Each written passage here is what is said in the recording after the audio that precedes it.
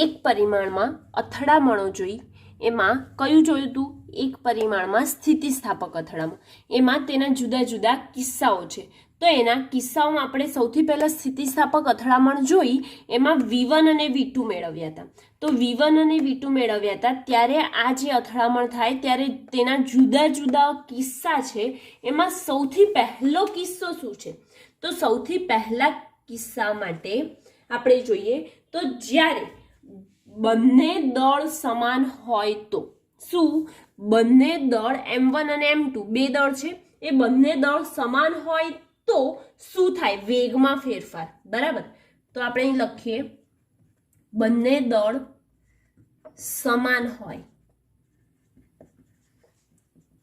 ત્યારે M1 બરાબર M2 બરાબર M.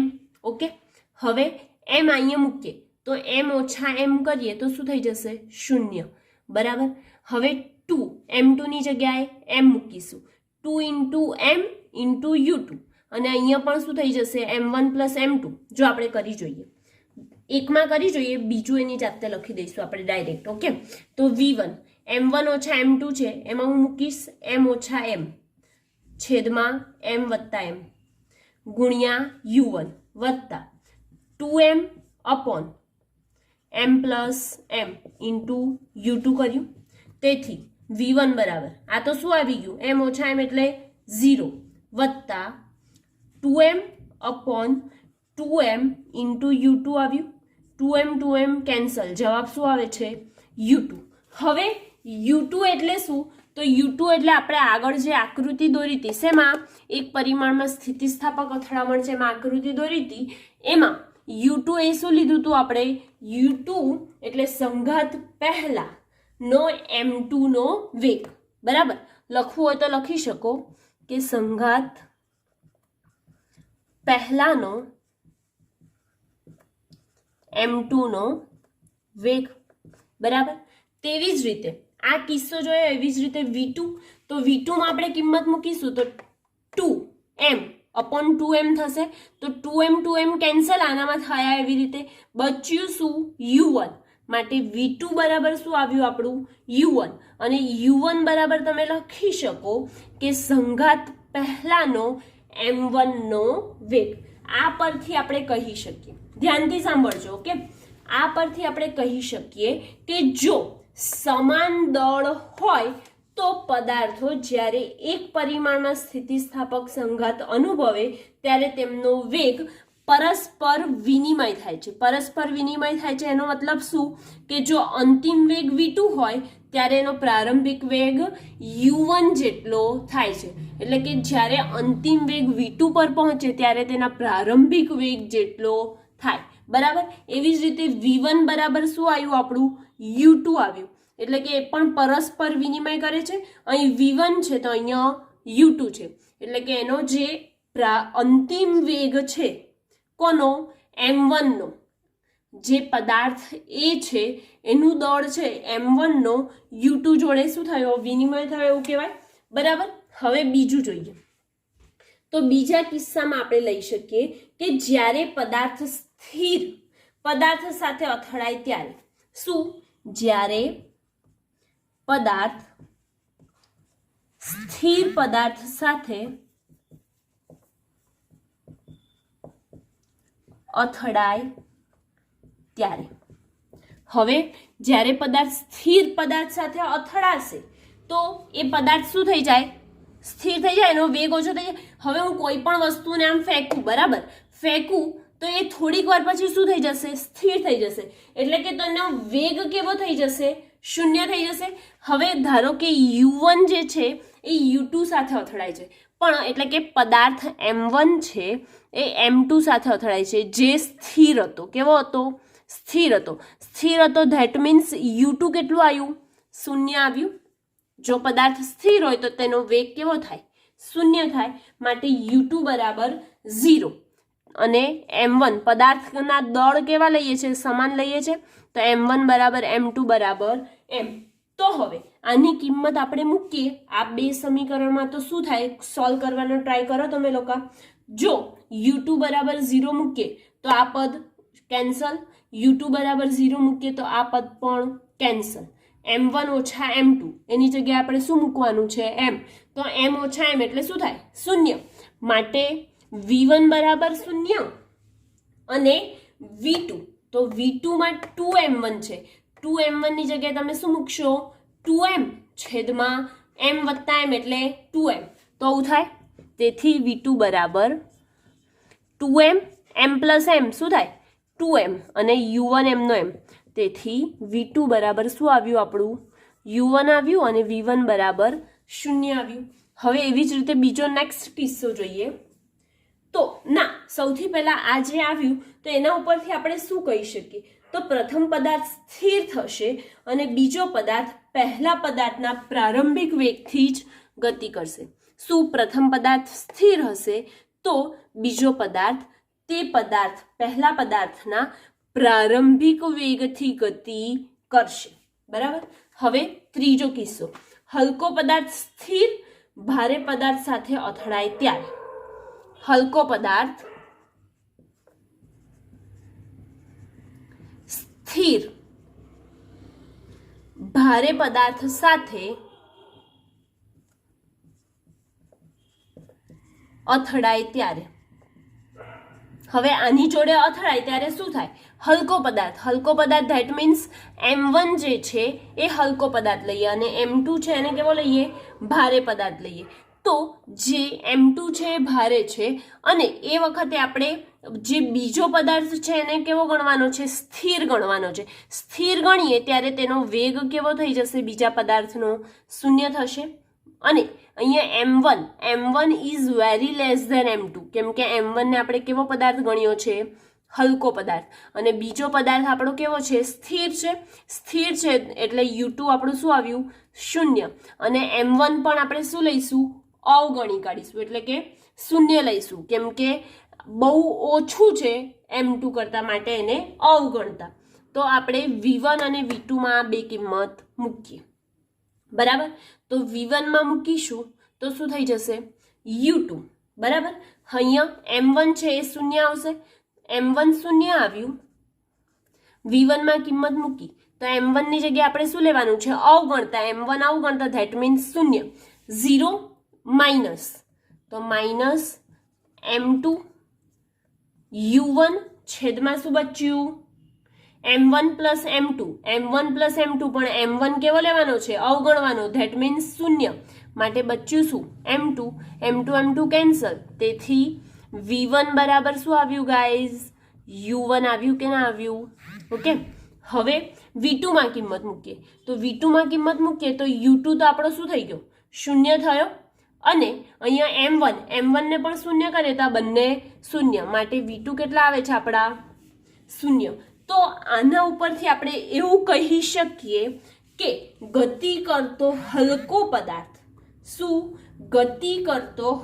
પદાર્થ સ્થિર ભારે પદાર્થ સાથે અથડાય ત્યારે ભારે પદાર્થ ચમક આપતો નથી એટલે કે સ્થિર રહે છે, જ્યારે હલકો પદાર્થ તેટલા જ વેગથી પાછો ફેંકાય છે. શું હલકો પદાર્થ છે એટલા જ વેગથી પાછો આવે છે જ્યારે આ પોતાની જગ્યાએ કેવો રહે છે સ્થિર રહે છે. એવું જોવાય છે આપણને જોઈને જ ખબર પડે છે. ઓકે. હવે નેક્સ્ટ ચોથો કિસ્સો લખીએ કે ભારે પદાર્થ સ્થિર હલકા પદાર્થ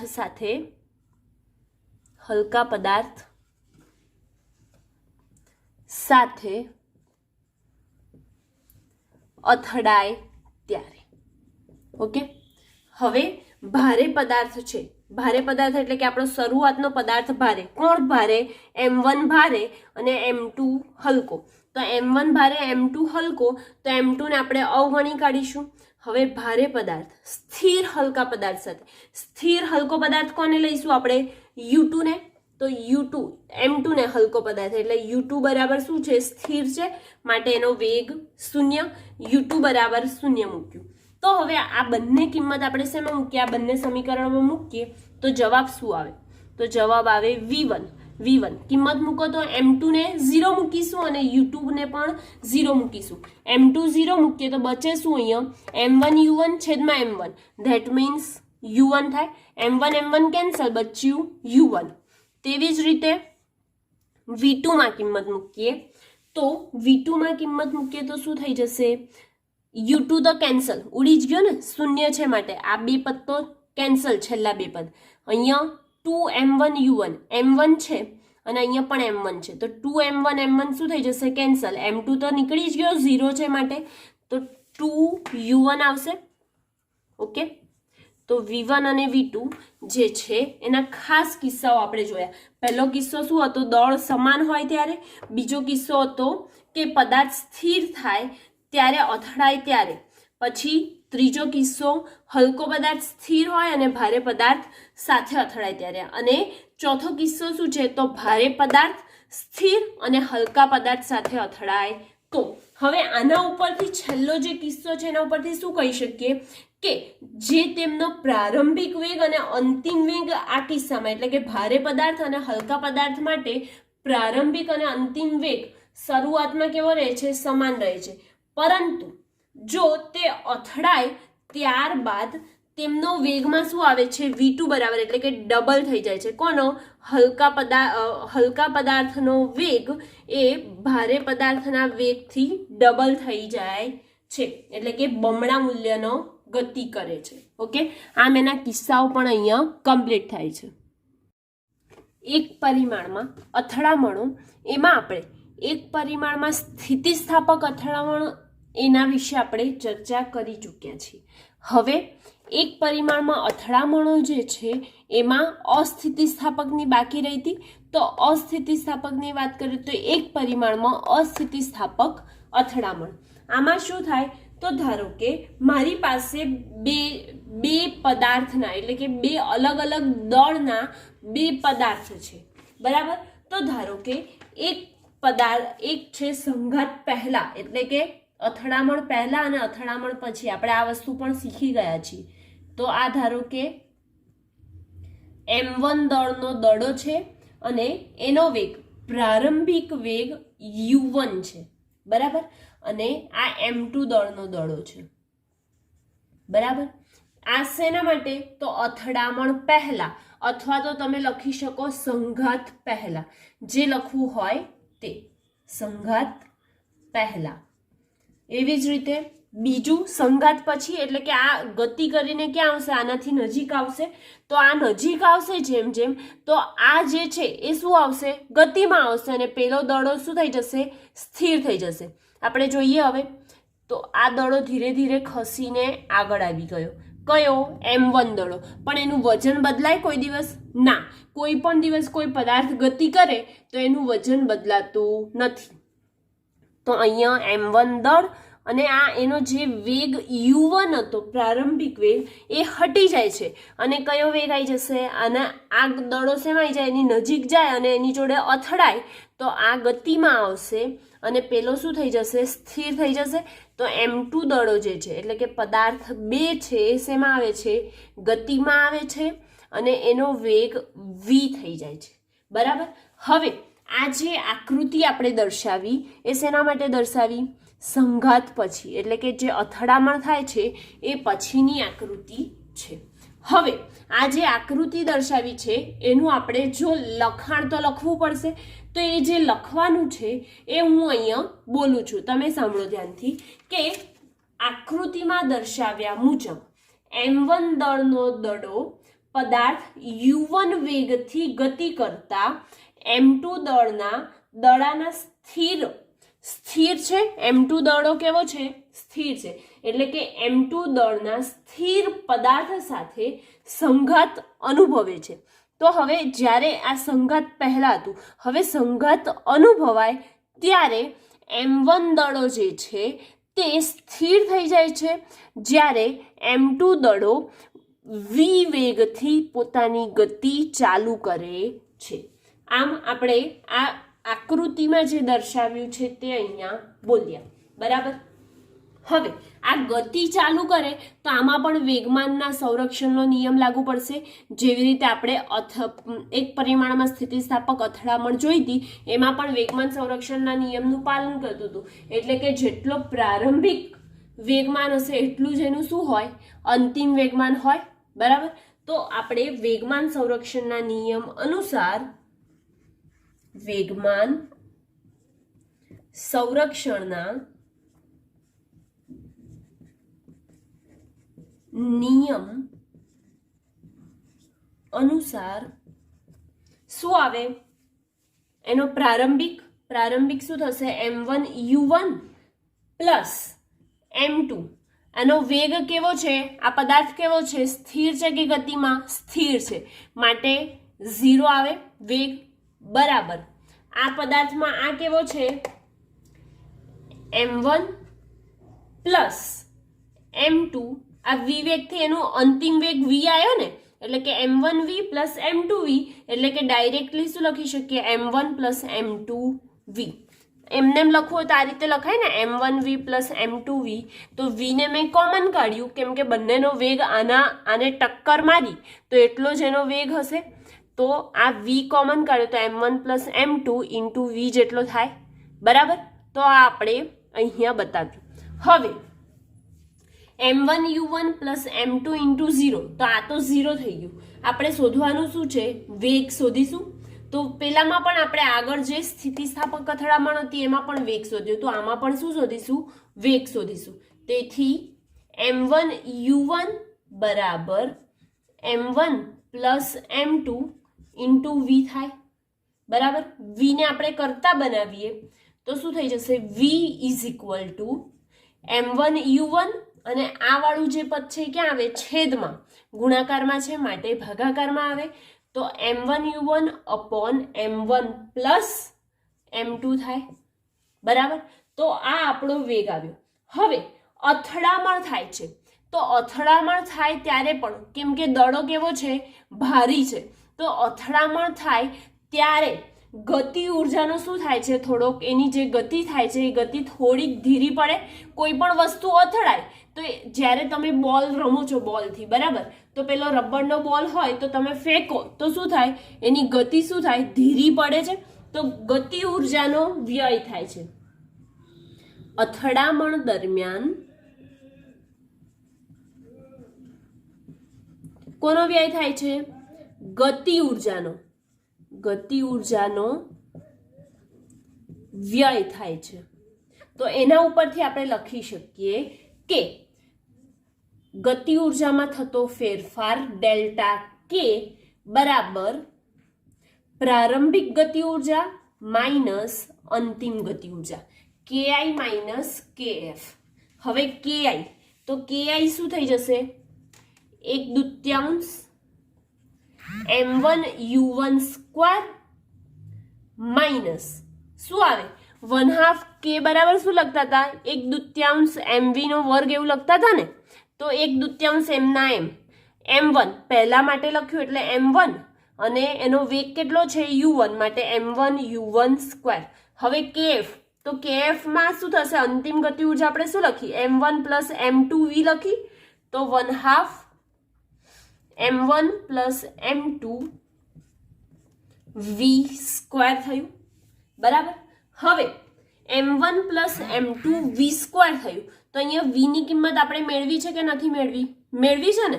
તો v ની કિંમત આપણે અહીંયા આ સમીકરણમાં મૂકીએ. તો v ની કિંમત મૂકીએ તો શું થાય જોઈએ આપણે, 1/2 m1u1 square minus 1/2 m1 plus m2 v square કરવાનું છે એટલે અહીં શું થઈ જશે, m1 નો વર્ગ u1 નો વર્ગ છેદમાં m1 વત્તા m2 આખાનો વર્ગ થાય. બરાબર. હવે m1 વત્તા m2 આખાનો વર્ગ થયો તો આ એકવાર m1 પ્લસ m2 છે અને આ બે વાર છે તો એકવાર કેન્સલ થઈ જશે. તો બચે શું આપણી પાસે, તો આપણે આ બાજુ લખીએ. શું થશે, ડેલ્ટા કે બરાબર 1/2 m1 u1 square minus 1/2 m1 square u1 square m1 square u1 square upon m1 plus m2. એક વારનું તો બાકી રહ્યું કે નહીં? એક વારનું રહે ને, એક વારનું ઉડી ગયું, એક વારનું બાકી રહ્યું, માટે m1 પ્લસ m2 એ છેદમાં આવ્યું. બરાબર. હવે શું કરીશું? તો હવે આમાંથી આપણને m1 u1 સ્ક્વેર કોમન જોવાય છે કે નથી જોવાતા? જોવાય છે. તેથી ડેલ્ટા k બરાબર 1/2 m1 u1 સ્ક્વેર કોમન કાઢ્યા તો આ બાજુ શું બચ્યું? 1 બચ્યો અને માઇનસની નિશાની. આ બાજુ શું બચ્યો? એક m1 બચ્યો અને આ બાજુ m1 પ્લસ m2. પડે છે ખબર?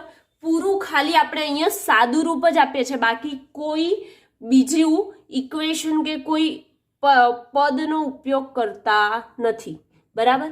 તો ડેલ્ટા k બરાબર 1/2 m1 u1 સ્ક્વેર એમના એમ. બરાબર. હવે આ લસા લેવો પડશે. આની નીચે m1 વત્તા m2 નથી, માટે શું લઈએ? લસા લઈએ. તો આ આખું ક્યાં જાય? ગુણાકારમાં આ બાજુ જાય. તો m1 વત્તા m2 ઓછા m1 છેદમાં m1 વત્તા m2. m1 cancel. બચ્યું શું આપણી પાસે? ડેલ્ટા k બરાબર 1/2 m1 u1 square into m2 upon m1 plus m2. આવું બચ્યું. બરાબર. તેથી જો આપણે વ્યવસ્થિત પદના સ્વરૂપમાં લખીએ તો 1/2 m1 m2 છેદમાં m1 પ્લસ m2 ગુણ્યા u1 નો વર્ગ. આવું આપણે આવ્યું. એટલે કે જે ગતિ ઉર્જાનો વ્યય થયો એ કેવી રીતે થયો? ડેલ્ટા k બરાબર 1/2 m1 m2 છેદમાં m1 plus m2 into u1 square જેટલો વ્યય થયો.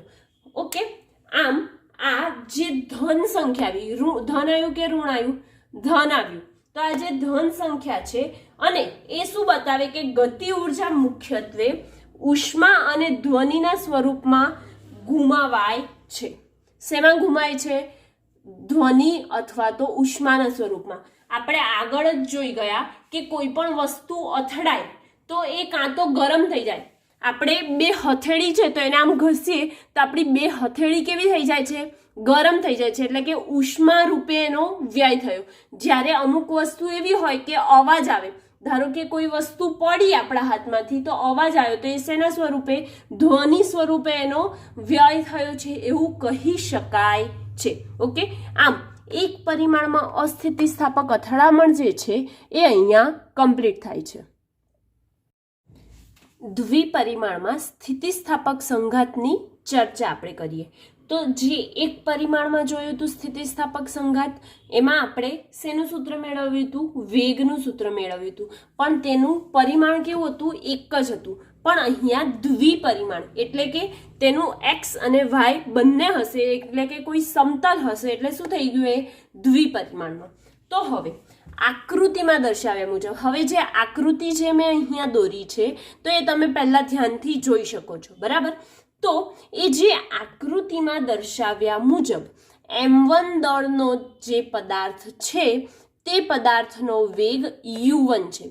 આકૃતિમાં દર્શાવ્યા મુજબ m1 દળનો પદાર્થ x અક્ષની દિશામાં u1 વેગથી ગતિ કરે છે. તે આગળ જતા કોની જોડે અથડાય છે? m2 જોડે. એટલે કે u1 વેગથી ગતિ કરતા તે m2 દળના સ્થિર રહેલા બીજા પદાર્થ સાથે અથડાય છે.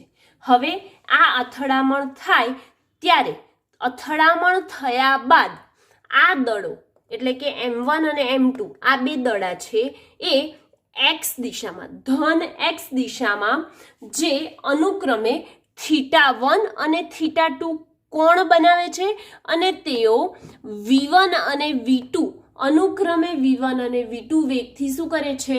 ગતિ કરે છે. આ આપણે આકૃતિનું વર્ણન કહી દીધું. બરાબર. તો જો લખવું હોય તો આપણે લખી શકીએ કે આકૃતિમાં દર્શાવ્યા મુજબ m1 દળનો પદાર્થ અથવા તો કણ, જે લખવું હોય લખી શકો, બરાબર. m1 દળનો પદાર્થ x અક્ષની દિશામાં કેટલા વેગથી ગતિ કરે છે? u1 વેગથી ગતિ કરે છે અને m2 દળના સ્થિર કણ સાથે અથડાય છે. હવે આ સંઘાત બાદ, અથડાય એટલે કે સંઘાત થયો, અથડામણ થઈ, તો આ સંઘાત બાદ m1 અને m2 બંને શું છે? દળ છે. તો m1 અને m2 દળો x અક્ષ સાથે અનુક્રમે θ1 અને θ2 નો ખૂણો બનાવે છે. અનુક્રમે θ1 અને θ2 નો ખૂણો બનાવે છે અને તે જ દિશામાં અનુક્રમે v1 અને v2 વેગથી ગતિ કરે છે. ઓકે, આ આપણે જે આકૃતિ હતી એનું વર્ણન અહીંયા કર્યું. હવે આપણે વેગમાન સંરક્ષણનો નિયમ લઈએ છીએ, તો આમાં પણ વેગમાન સંરક્ષણનો નિયમ લઈએ. તો વેગમાન સંરક્ષણના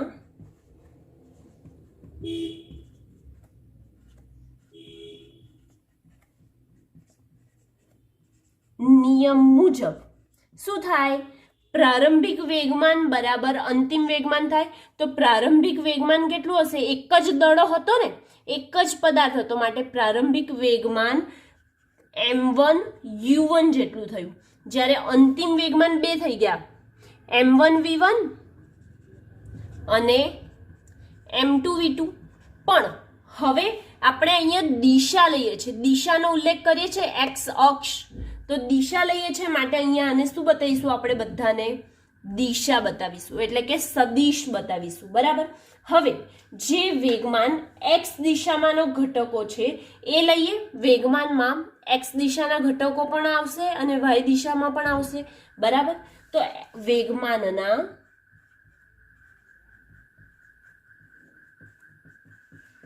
x અક્ષની દિશામાંના ઘટકો કયા થશે? તો m1 u1 છે. તો m1 u1 તો x દિશામાં જ છે, એટલે કે એને m નો m લખીશું. m1 u1 બરાબર, આ બંને કેવા થઈ ગયા? વચ્ચે આવ્યા, ન x દિશામાં ન y દિશામાં, બંનેની વચ્ચે. તો x દિશામાંનો ઘટક આપણે લખીએ તો શું લખાય? શું લખીશું? m1 v1 cos થીટા, અને કેટલો ખૂણો બનાવે છે? 1, માટે θ1 પ્લસ m2 v2 cos θ2. હવે x અક્ષના દિશામાંના ઘટકોની વારી પતી ગઈ. હવે y દિશામાં આવ્યા. તો y દિશામાં આ પહેલો m1 u1 વાળો ઘટક છે કે નથી એમ જોવો. y દિશામાં, y દિશા એટલે વર્ટિકલ લાઈન, ઊભી લાઈન. ઊભી લાઈનમાં આ ઘટક છે કે નથી? ના, ઊભી લાઈનમાં નથી, એટલે કે જે પ્રારંભિક છે એ કેવું આવશે? નહીં આવે. ઓકે, તો હવે શું લખી શકીએ? વેગમાનના y અક્ષની દિશામાંના ઘટકો. y અક્ષની દિશામાંના ઘટકો કયા લખીશું? આ વાળો તો આવે નહીં, માટે m1 v1 cos થીટા નહીં આવે, y એટલે sin આવશે. તો y દિશામાં એટલે m1 v1 sin θ1 minus m2 v2 sin θ2 બરાબર, આ બાજુનો તો કોઈ ઘટક છે જ નહીં ને, બરાબર 0 લખી શકીએ. માટે મેં શું લખ્યું? 0. ઓકે, તો સંઘાત સ્થિતિસ્થાપક હોવાથી ગતિ ઉર્જાનું શું થાય છે? સંરક્ષણ. સ્થિતિસ્થાપક હોય, આપણે આગળ પણ જોઈ ગયા એક પરિમાણમાં, કે જો સંઘાત સ્થિતિસ્થાપક હોય તો ગતિ ઉર્જાનું સંરક્ષણ થાય, જ્યારે અસ્થિતિસ્થાપક હોય તો ગતિ ઉર્જાનો શું થાય છે? વ્યય પામે છે. તો અહીં લખવું હોય તો લખી શકીએ કે સંઘાત સ્થિતિસ્થાપક હોવાથી ગતિ ઉર્જાનું સંરક્ષણ થાય છે.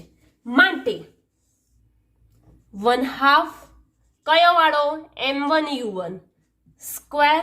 ગતિ ઉર્જા શું થાય? 1/2 mv² થાય. તો અહીંયા આપણે પદાર્થ m1 અને u1 છે, માટે m1u1 સ્ક્વેર બરાબર 1/2 m2v2. આ થોડુંક ઉપર લઈ લઉં એટલે અહીંયા કન્ફ્યુઝન ના થાય.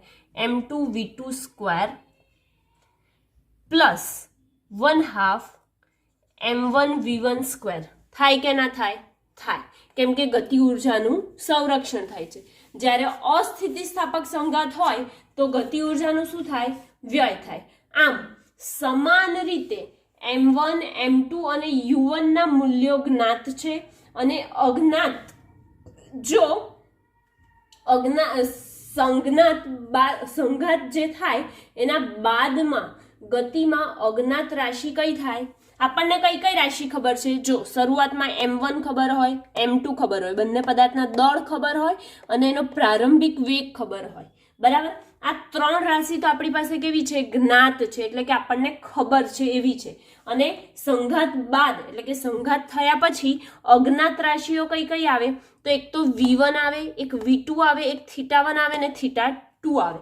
તો આ બધામાંથી જો કોઈ પણ આ અજ્ઞાત રાશિ જે 4 છે એમાંથી કોઈ પણ એક રાશિનું મૂલ્ય ખબર હોય તો આપણે તે રાશિ શોધી શકીએ છીએ. કઈ? જે અજ્ઞાત રાશિ છે એ આપણે શોધી શકીએ છીએ. તો અહીંયા તમને જો યાદ રાખવા માટે લખવું હોય તો જ્ઞાત રાશિ કઈ થાય? શરૂઆતમાં જે આપી છે એ m1 m2 અને u1, અને અજ્ઞાત રાશિ કઈ થશે? v1 v2 θ1 અને θ2. આ 3 તો જ્ઞાત છે જ, અને આ 4 માંથી કોઈ પણ એકનું મૂલ્ય આપ્યું હોય તો આપણે આ બધાના મૂલ્ય મેળવી શકીએ છીએ. જે આ ઉપરનું સમીકરણ લખ્યું એના ઉપરથી આપણે બધાના મૂલ્ય મેળવી શકીએ છીએ. ઓકે. આમ દ્વિપરિમાણમાં સ્થિતિસ્થાપક સંઘાત છે એની આપણે જે ચર્ચા કરી એ અહીંયા કમ્પ્લીટ થાય છે.